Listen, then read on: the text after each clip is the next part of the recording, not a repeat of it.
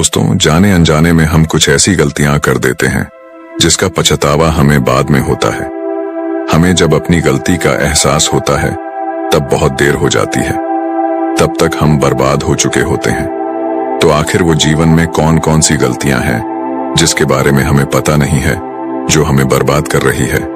आइए आज इस कहानी में यही बात करते हैं कि इंसान की कौन कौन सी गलतियां हैं जो उन्हें बर्बाद कर देती है। अपनी बर्बादी के कारण अगर हम पता कर लें तो हमारा जीवन सुखमय बन सकता है।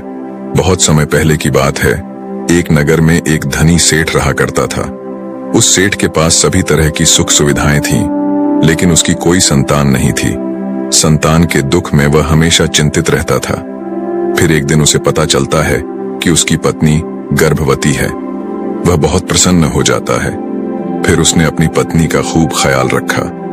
ऐसे में एक दिन उसके घर पर एक पुत्र का जन्म होता है। सेठ पुत्र के जन्म पर बहुत ही प्रसन्न था। उसने पूरे नगर में मिठाई बंटवाई और उसकी खुशी का कोई ठिकाना न था। देखते ही देखते उसका पुत्र बड़ा हो गया और सेठ ने अपने पुत्र को गुरुकुल भेजने का निर्णय किया ताकि वो पर लिखकर एक विद्वान बन सके। अभी उसके पुत्र की उम्र ज्यादा नहीं हुई थी, लेकिन उसने छोटी ही उम्र में अपने पुत्र को गुरुकुल भेज दिया। गुरुकुल में वो बालक अच्छे से शिक्षा ग्रहण करता, अपने गुरु की सभी आज्ञाओं का पालन करता। ऐसे में वह बालक वहां का सबसे होनहार विद्यार्थी बन गया। गुरुकुल में उस बालक ने सारे वेद, पुराण और शास्त्रों का अध्ययन किया और बहुत बड़ा विद्वान बन गया। गुरु भी उस बालक से बहुत ही प्रसन्न थे कि उसने छोटी सी ही उम्र में सारा ज्ञान अर्जित कर लिया। लेकिन वो कहते हैं, न समय कब बदल जाए किसी को पता नहीं रहता है। ऐसे ही एक दिन किसी प्राकृतिक आपदा की वजह से उसके माता पिता की मृत्यु हो गई। और जब उसके माता पिता की मृत्यु हुई तब तक उस बालक की शिक्षा पूर्ण नहीं हुई थी। और जब उस बालक ने इस खबर को सुना कि उसके माता पिता इस दुनिया में नहीं रहे और उनका सब कुछ बर्बाद हो चुका है, तो उस बालक का इस सांसारिक मोह माया से मन उठ गया। उसके बाद उस बालक ने निश्चय किया कि वो गुरुकुल से शिक्षा पूर्ण करने के बाद अपना संपूर्ण जीवन लोगों की भलाई में व्यतीत कर देगा। और जब उस बालक की शिक्षा पूर्ण हो गई, उसके बाद वो बालक सन्यासी बन गया और वह सांसारिक वस्तुओं से दूर हिमालय की जंगल में चला गया। वन में जाकर उसने लंबे समय तक तपस्या की। तपस्या पूर्ण करने के बाद उस सन्यासी ने लोगों को शिक्षा देना प्रारंभ कर दिया। समय के साथ साथ उस सन्यासी की चर्चा चारों तरफ होने लगी और दूर दूर से लोग उसके पास शिक्षा ग्रहण करने आने लगे। और बहुत से लोग उसके पास अपनी समस्याओं का समाधान खोजने के लिए भी आने लगे। सन्यासी सभी लोगों की समस्याएं बड़ी आसानी से सुलझा देता, जिस वजह से वो पूरे राज्य में मशहूर हो गया था। लेकिन जिस नगर में वो रहता था, उस नगर का राजा एक क्रूर व्यक्ति था। जब राजा को उस सन्यासी के बारे में पता चला तो उस राजा ने उससे मिलने का निश्चय किया। अगली सुबह राजा अपने महल से निकलकर उस सन्यासी से मिलने के लिए निकल गया और फिर सन्यासी के कुटिया के बाहर पहुंच गया। वहां पहुंचकर जब राजा ने उस सन्यासी को देखा, तब राजा उस सन्यासी को देखता ही रह गया। उसके चेहरे पर एक अलग ही तेज था। जब वो उस सन्यासी के पास पहुंचा, तब राजा को अपार शांति का अनुभव हुआ। उस राजा ने सन्यासी को प्रणाम किया और उनके पास ही बैठ गया और उनसे वार्तालाप करने लगा।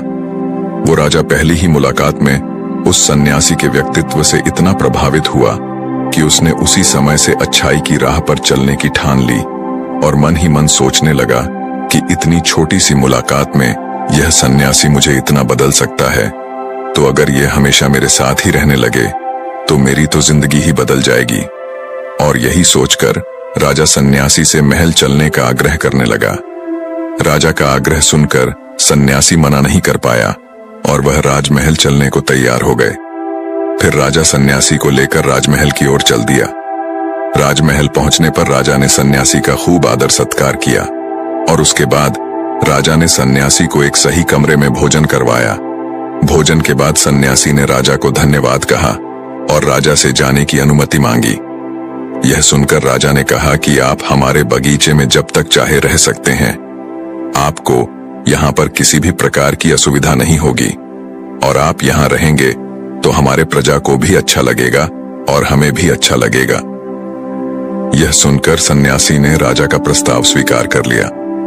उसके बाद राजा ने सेवकों से कहा कि सन्यासी महाराज के लिए बगीचे में रहने का, खाने का, वस्त्र इत्यादि का प्रबंध किया जाए।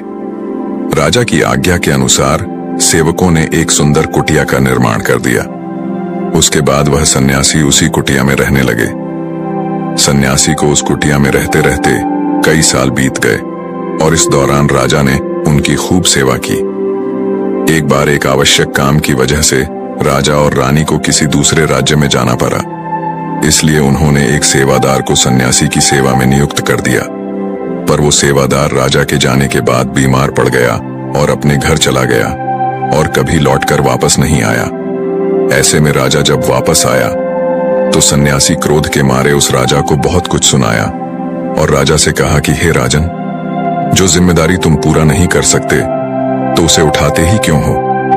तब राजा ने सन्यासी से क्षमा मांगते हुए कहा, हे गुरुदेव, यदि मुझसे कोई भूल हो गई हो तो उसके लिए मैं आपसे क्षमा मांगता हूं। मुझे क्षमा कर दीजिए और आप अपना क्रोध शांत कीजिए और कृपा करके बताइए कि आपको क्या कष्ट हुआ है। यह सुनकर उस सन्यासी ने कहा कि तुम्हारे जाने के बाद मुझे यहाँ पर किसी ने भोजन नहीं दिया और मैं बहुत दिनों तक भूखा ही रहा। मुझे यहाँ पर आकर किसी ने पूछा तक नहीं कि मैं किस हाल में हूं। यह सुनकर राजा ने सन्यासी से फिर से क्षमा मांगे और कहा, हे गुरुदेव, आज के बाद ऐसी कोई गलती नहीं होगी। और इसके बाद मामला शांत हो गया। जब राजा और सन्यासी के बीच वार्तालाप हो रही थी तब रानी भी ये सारी बातें चुपके से सुन रही थी और सब कुछ देख रही थी। उसके बाद राजा ने उस सन्यासी को कोई भी शिकायत का मौका नहीं दिया और उसकी खूब सेवा की। परंतु कुछ दिनों बाद राजा को फिर किसी आवश्यक कार्य से अपने राज्य से बाहर जाना पड़ा। लेकिन इस बार राजा ने राज्य से बाहर जाने से पहले अपने रानी को कहा कि जब तक मैं नहीं आऊं तब तक आप स्वयं सन्यासी की देखभाल करोगी। यह सुनकर रानी ने कहा कि जी महाराज, आप निश्चिंत होकर जाइए, मैं सन्यासी महाराज की अच्छे से सेवा करूंगी। उसके बाद रानी हर रोज भोजन बनाकर सन्यासी को भेज देती थी। लेकिन एक दिन रानी नहाने के लिए चली गई और सन्यासी को भोजन देना भूल गई। सन्यासी ने काफी देर तक भोजन का इंतजार किया, लेकिन जब भोजन नहीं आया तो सन्यासी सोच में पड़ गया कि आज खाना क्यों नहीं आया। उसके बाद सन्यासी ने सोचा कि वो खुद महल में जाकर देखेगा कि आखिर अब तक खाना क्यों नहीं आया, और फिर वह महल पहुंच गया। जब वो महल के अंदर दाखिल हुआ, वहां उसकी नजर रानी पर पड़ी। रानी के लंबे लंबे घने काले बाल जो कि उसके कमर पर लहरा रही थीं, उसकी कजरारी आंखें जो देखने मात्र से किसी को भी घायल कर दे, उसकी हिरनी जैसी चाल। रानी के इतने सुंदर रूप को देखकर सन्यासी चकित हो गया और रानी की सुंदरता सन्यासी के मन में घर कर गई और वह वहां से बिना कुछ कहे ही अपनी कुटिया में लौट आया। सन्यासी रानी के रूप की सुंदरता को भुला ना सका और वह खाना पीना छोड़कर अपनी कुटिया में पड़ा रहा। सन्यासी अपने विचारों के चलते कई दिनों तक कुछ नहीं खाया, जिस वजह से वो बहुत कमजोर हो गया। फिर कुछ समय बाद राजा वापस लौटे और जब उन्हें सन्यासी की हालत का पता चला तो वह सीधे सन्यासी से मिलने उनके कुटिया के पास पहुंच गए और बोले कि हे गुरुदेव, क्या बात है, आपको क्या हो गया है और आप इतने कमजोर कैसे हो गए? आखिर आपको किस बात की चिंता है? किस गहरी सोच में डूबे हुए हो? क्या मुझसे कोई भूल हो गई है? तब सन्यासी ने कहा कि नहीं राजन, आपसे कोई भूल नहीं हुई है। यह सुनकर राजा ने कहा, तो फिर आखिर क्या बात है, आप मुझे बताइए, मैं आपकी परेशानी जरूर हल करूंगा। यह सुनकर सन्यासी ने राजा से कहा कि हे राजन, मैं आपके रानी की अद्भुत सुंदरता को देखकर उनके विचारों में खो गया हूं और अब मैं रानी के बिना जिंदा भी नहीं रह सकता। यह बातें सुनकर राजा हैरान रह गया और कुछ देर सोचने के बाद राजा ने उस सन्यासी से कहा, मैं आपको रानी दे दूंगा। यह बात सुनते ही सन्यासी बहुत प्रसन्न हो गया। फिर राजा सन्यासी को लेकर महल चले गए और जब राजा सन्यासी को लेकर महल पहुंचे, उस दिन रानी ने सबसे सुंदर वस्त्र पहनी हुई थी। फिर राजा रानी के पास पहुंचे और रानी से कहा कि आपको इस सन्यासी की मदद करनी चाहिए। यह बहुत कमजोर पड़ गए हैं और मैं नहीं चाहता कि किसी ज्ञानी पुरुष की हत्या का कलंक मेरे सर पर लगे। उसके बाद राजा ने रानी से पूछा कि क्या आप इस कलंक को अपने सिर लेना चाहेंगे? राजा की यह बात सुनकर रानी ने राजा से पूछा कि आखिर इस सन्यासी के दुख का कारण क्या है। तब राजा ने रानी से कहा कि सन्यासी आपके अद्भुत सुंदरता के दीवाने हो गए हैं। राजा की यह बात सुनकर रानी ने कहा, राजन आप चिंता न करें, अब आप सब कुछ मेरे ऊपर छोड़ दीजिए। मुझे पता है कि मुझे अब क्या करना है।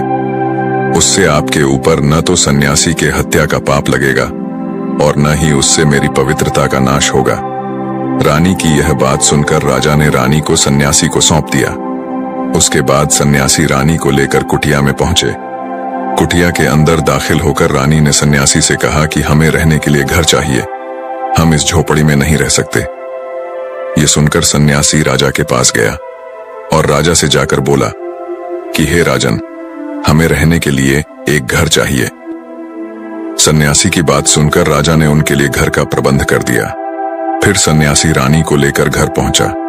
जब रानी सन्यासी के साथ उस घर पर पहुंची, तब रानी ने कहा कि यह घर तो बहुत गंदा है और इसकी हालत बहुत खराब है, मैं इस घर में नहीं रह सकती। यह सुनकर फिर से वो सन्यासी राजा के पास गया और राजा के पास जाकर बोला, हे राजन, आपने जो हमें घर दिया है उस घर की हालत बहुत खराब है।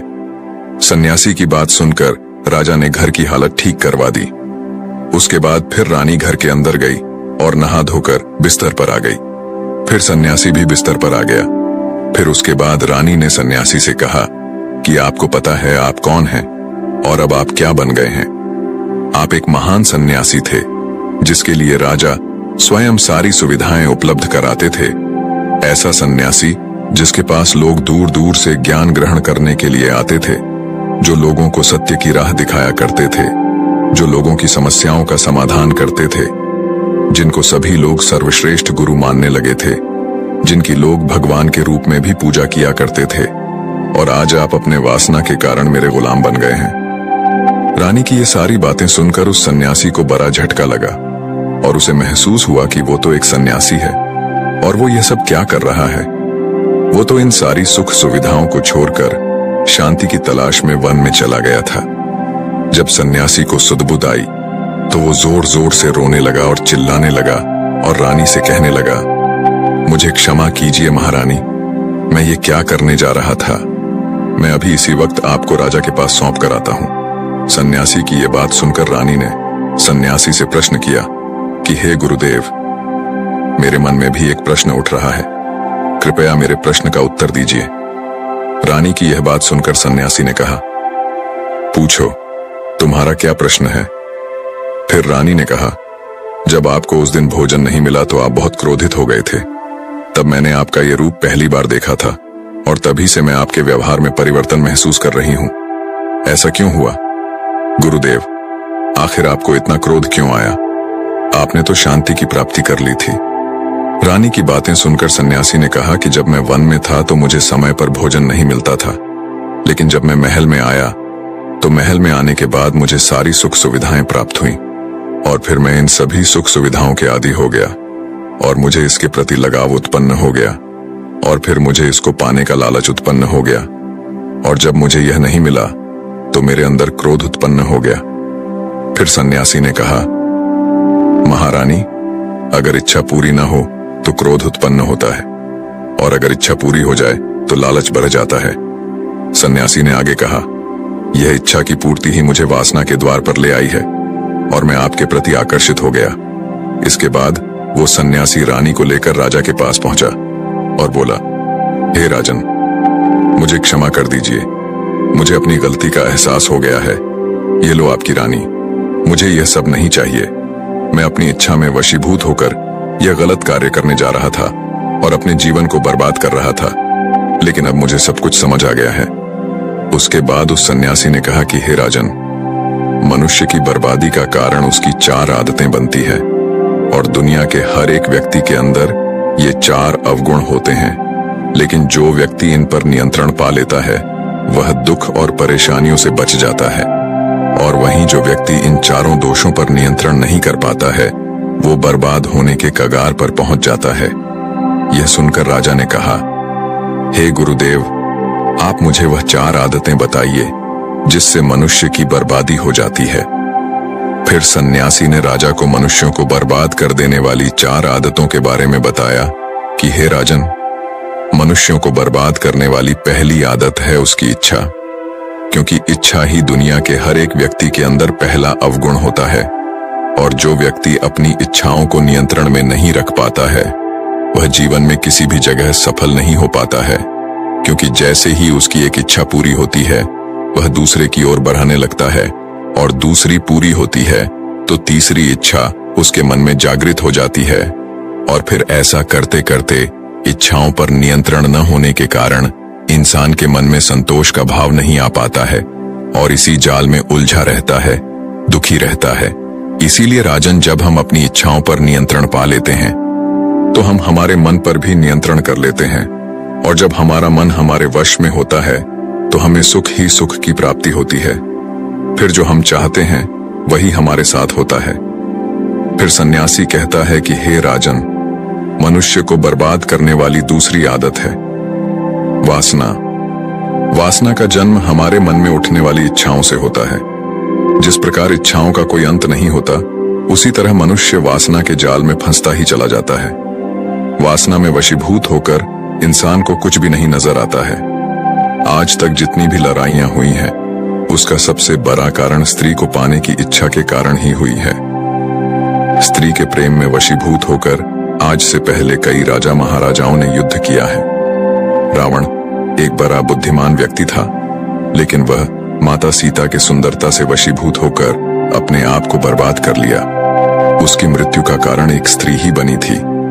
कई राजा महाराजा तो युद्ध में इसलिए हार गए क्योंकि वो लोग स्त्रियों से रासलीला रचाने में ही रह गए। ईश्वर ने तो स्त्री की उत्पत्ति इस संसार को बनाने के लिए की है, लेकिन आजकल लोगों ने इसे अपना वासना का रूप बना लिया है।